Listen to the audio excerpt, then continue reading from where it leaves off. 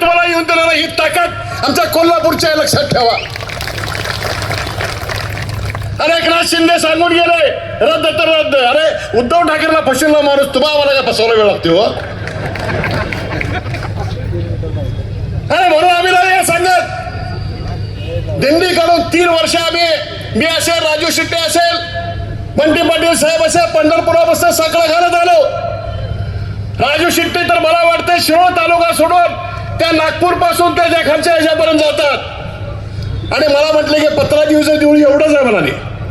आता पत्रादी विजय देवळासाठी तुम्ही शक्तीपीठ मारमार करला. आणि म्हणून तुम्हाला एक सांगतो, एक लढाईचा टप्पा म्हणून आज आपण मोर्चा काढला. लढाईचा टप्पा म्हणून हरकती घेते. आता हरकती करायची नाही, आता सांगायचं नाही.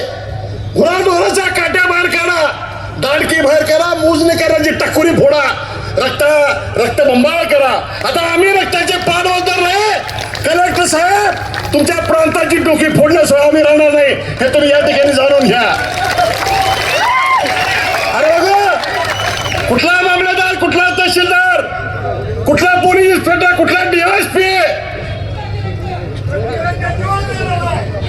किंवा कुठल्या गावामध्ये येतोय ते मी म्हणतो. मनोज फराट्यांनी मी सांगितलं, मनोज तुला सगळ्यात मोठी तयारी करायची. ज्या पद्धतीनं बिद्रीला पालकमंत्र्याला आपण बाजूला काढलं, त्याच पद्धतीनं या ठिकाणी या लोकांना आपल्याला बाहेर काढत आहे. आणि पालकमंत्र्यांना, मुश्रीफ साहेबांना आमची विनंती आहे, साहेब अजून तुम्हाला निवडणुका जिंकायचे. मुश्रीफ साहेब एका रात्रीत तुम्ही सांगितलं हा माझा फतवा आहे. अहो कुठे आहे तुमचा ते फतवा रद्द झालेला?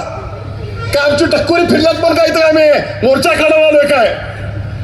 पालकमंत्री सर्वाधिक गावं भद्रगड आणि राधानगरी आजारातली तुमच्या इथं जातात. निम्मा रस्ता जिल्ह्यातला तुमच्याकडे जातोय.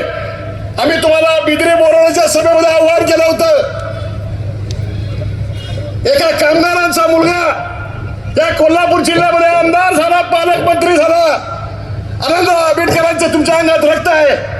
त्यांनी आमदार शपथराव पवार मंडळाच्या नेतृत्वाखाली काम केलेलं आहे. अजूनही जागेवर 10वी चळवळ जीवन ठेवा, श्रमजीवांचे विचार लक्षात ठेवा. आणि पालकमंत्री तुम्हाला कळकळीची विनंती आहे, सत्तेची खुर्ची सोडा आणि शेतकऱ्यांच्या बरोबर या आणि शक्तीपीठाला मदत करा. आणि एवढं सांगतो की आता लढाई आहे. काही वेळेला आम्हाला बंटी पाटील म्हणतात की आडवं तिडवं बोलला की माझ्या शर्ट ओढतात. साहेब आता शर्ट ओढायचं बंद करा. आता यांना ती भाषा आता कळणार नाही. तुम्हाला सांगतो की आम्ही तुम्हाला टक्कर पुढा म्हणून सांगणार नाही.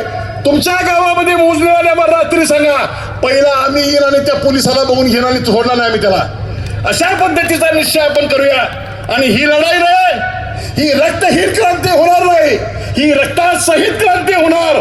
रक्ताचे पाठ वाहणार, पण एक ही जमीन आम्ही देणार नाही. जय हिंद, जय महाराष्ट्र.